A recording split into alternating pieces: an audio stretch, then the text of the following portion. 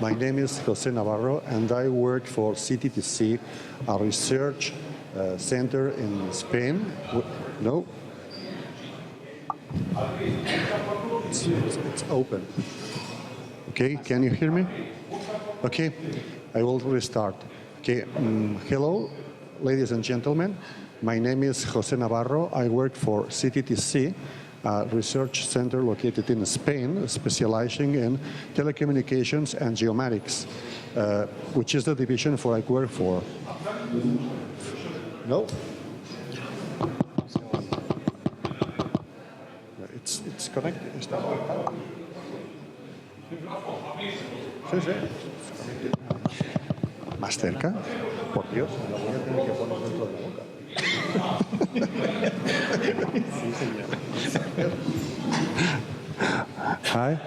Now, now you can hear me. Okay, so by third time, my name is Hose Наварро, and I work for CTTC, a research center located in Spain, specialized in telecommunications and geomatics, which is the division I work for.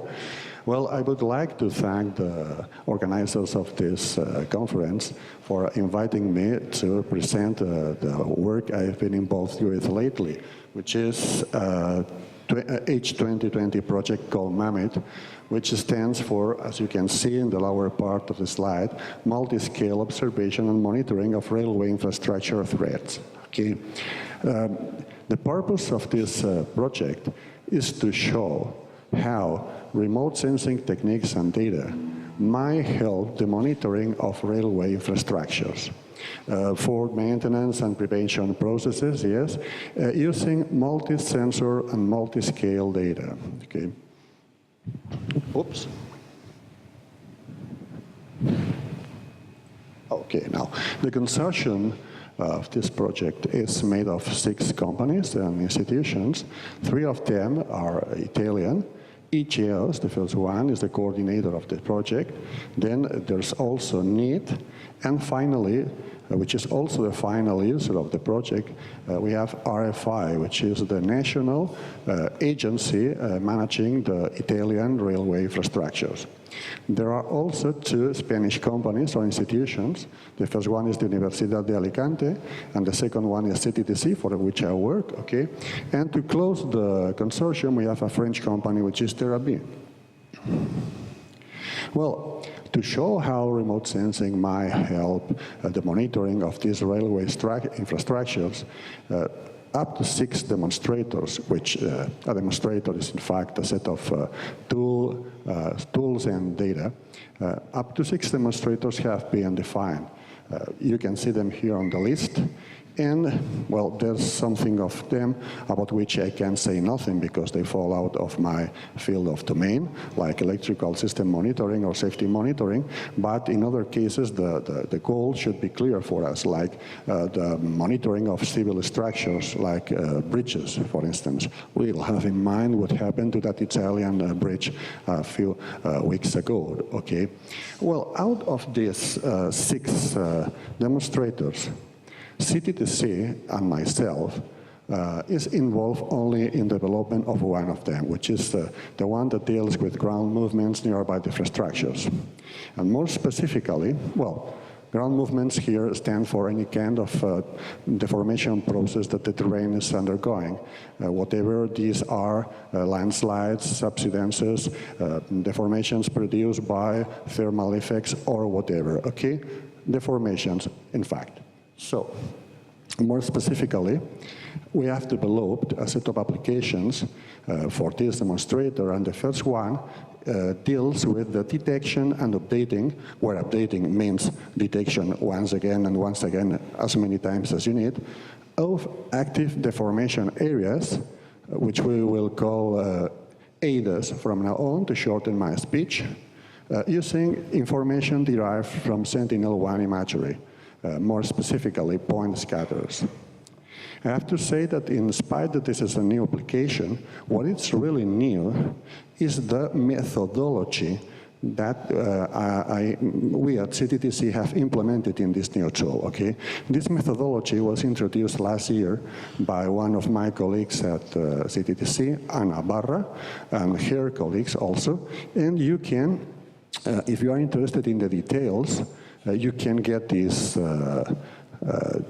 paper for free because it's freely downloadable. It's available on the internet, okay? So, to sum up, this tool is just implementing this methodology. I'm not doing anything new. What is new is the methodology described in this paper.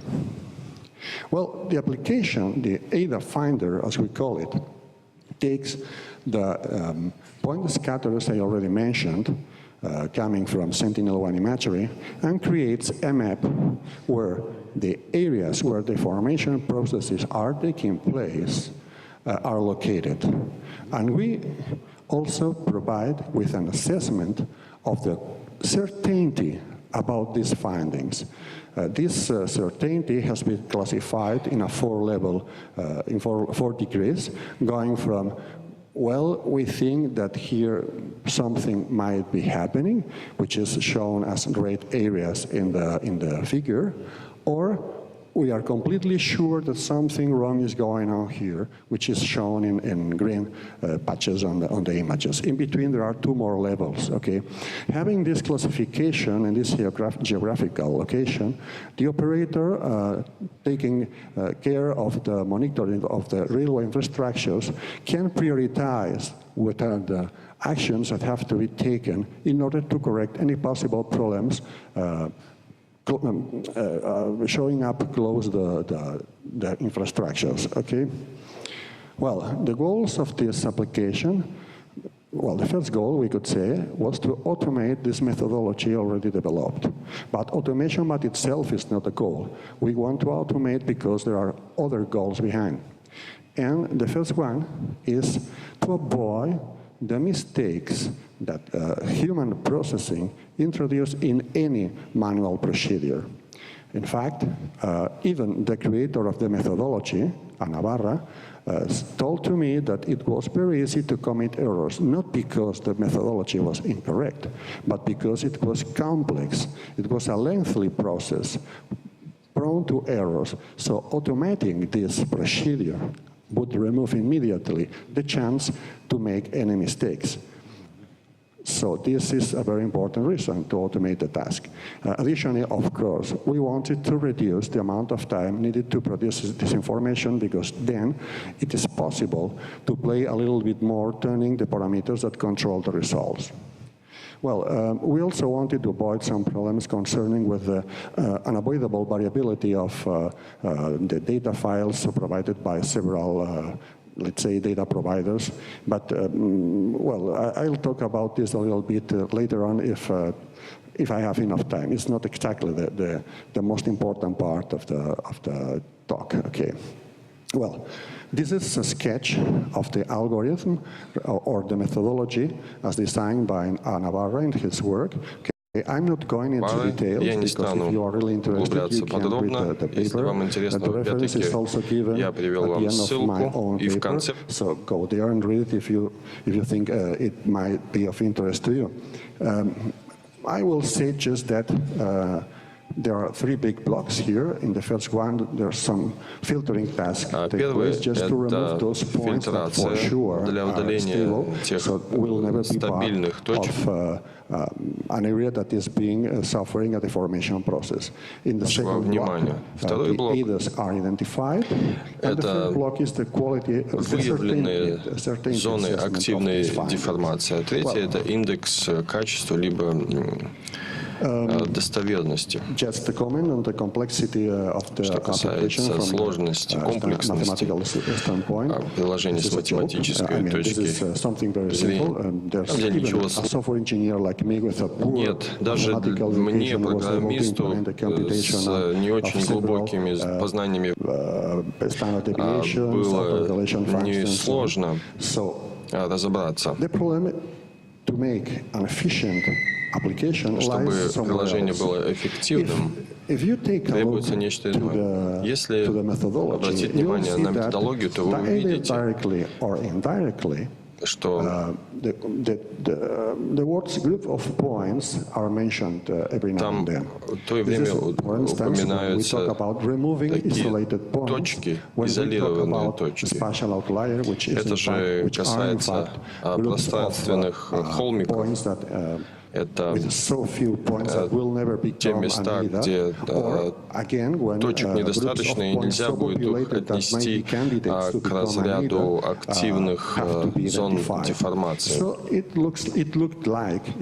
И представляется, что было крайне важным определить правильный способ идентификации групп точек, поскольку в противном случае результативность приложения будет ниже наших ожиданий. Итак, прежде чем перейти к рассмотрению вопроса повышения эффективности алгоритма, я опишу наш подход, легче основу определения этих групп. У нас было, в общем-то, скопление точек и некоторые дополнительные атрибуты, которые необходимы для классификации этих точек, отнесения их к какому-то разряду. Однако один из параметров, которые операторы могут устанавливать для контролирования работы алгоритма, это вот эти расстояния между двумя точками, которые позволяют их объединять в одну группу. Затем, если мы видим аналогичные точки расстояния, то, по сути, мы можем сформировать дуги, поскольку они находятся в непосредственной близости друг к другу, и расстояние между ними ниже порогового значения, установленного оператором. Сразу же мы можем рассматривать этот набор точек как график, составленный из этих совмещенных смежных компонентов. После этого мы применяем классический метод, алгоритм под названием DFS. Таким образом осуществляется интерпретация или дешифровка данных как взаимосвязанных компонентов. Да, мы хотим видеть данные в виде графика, но у нас нет изначально информации о дугах, так как изначально они не существуют, и поэтому мы пытаемся представить виртуальные дуги, сгенерированные математическими условиями, то есть расстояние между двумя точками. Для их обнаружения нам нужно на лету сравнить расстояние между этими точками. Расчет этих точек может производиться разными способами. Самым наивным является рассчитать расстояние между всеми точками в наборе данных. Но представьте, если у нас миллион точек, это означает, что будет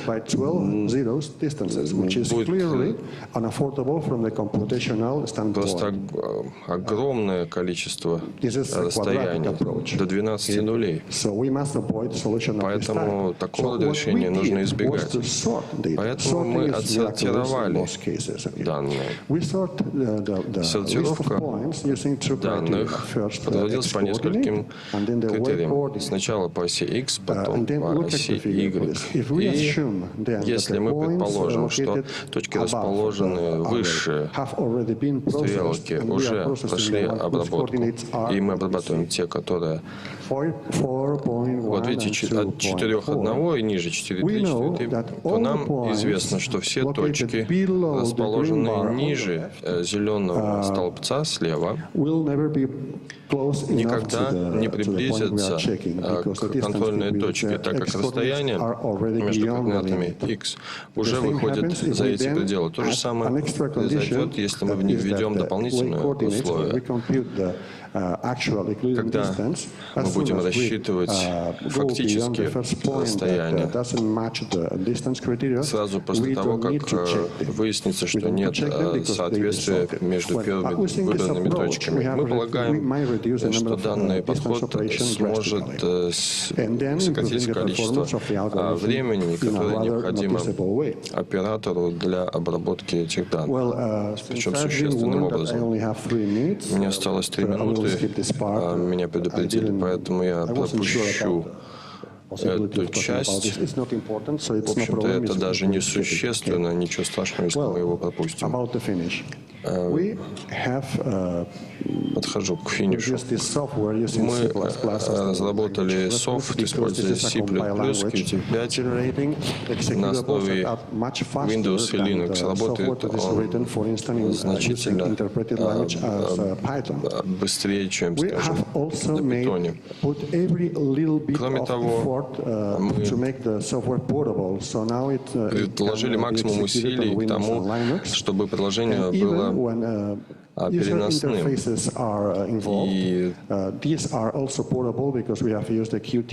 использовали платформу Qt5, которая сама по себе является портативной, переносной. В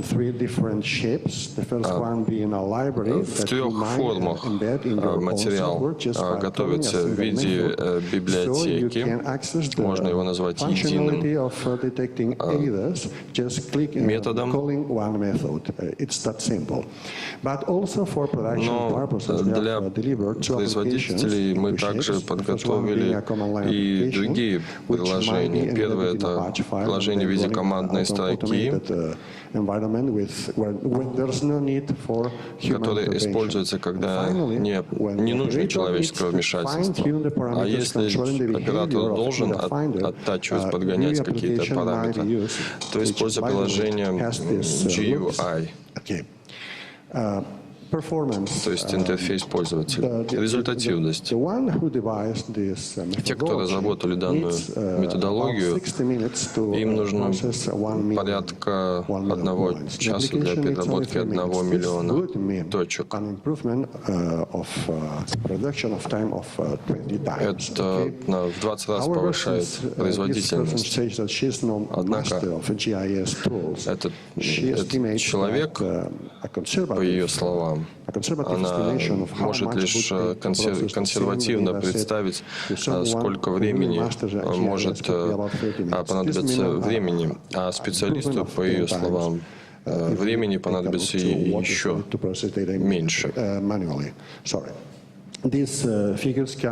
Эти цифры взяты из нашего компьютера. Ничего особенного, но приложение очень надежное, стабильное, и наши коллеги в CTTC используют его постоянно. Ну и к выводам. Сколько у меня времени? Опять-таки не стану перечислять все характеристики, которые я уже вам, в общем-то, разъяснил. На момент написания документа, в общем-то, процесс уже разработки был завершен. И могу лишь сказать, что миссия программы заключается в классификации, в том, чтобы определить, есть ли предпосылки к образованию селей или иных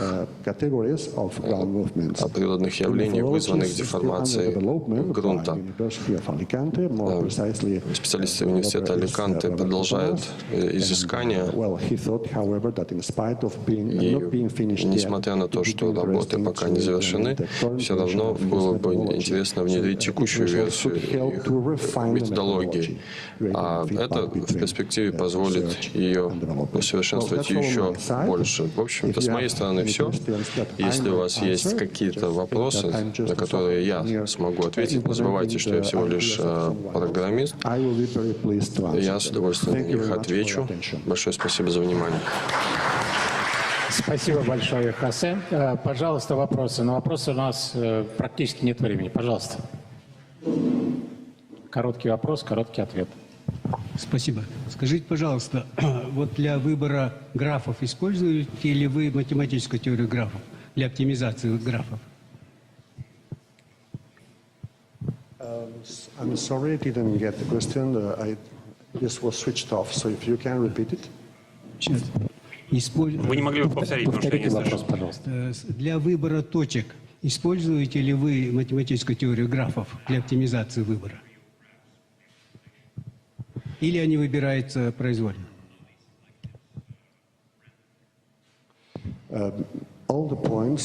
Все точки в наших наборах данных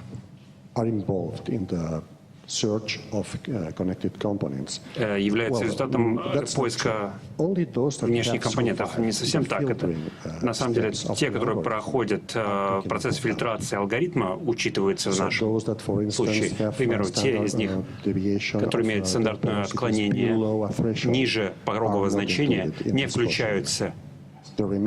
Оставшиеся включаются, да, и принимаются во внимание. Так, хорошо, последний вопрос, пожалуйста.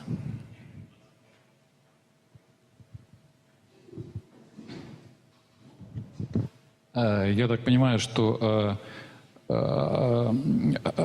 основная тема доклада – это структуризация точек деформации, которые вы называете point scatterers. Это то же самое, что persistent scatterers? Yeah, they are the same.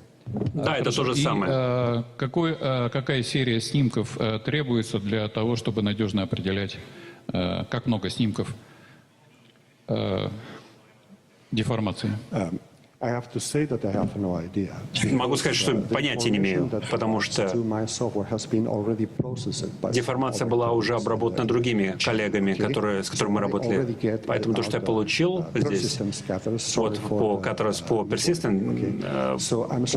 персистенции, не могу вам сказать. В общем, не могу ответить на этот вопрос другими словами. Спасибо за вопрос. Спасибо. Хосе, спасибо еще раз вам за интересный доклад. Переходим к следующему.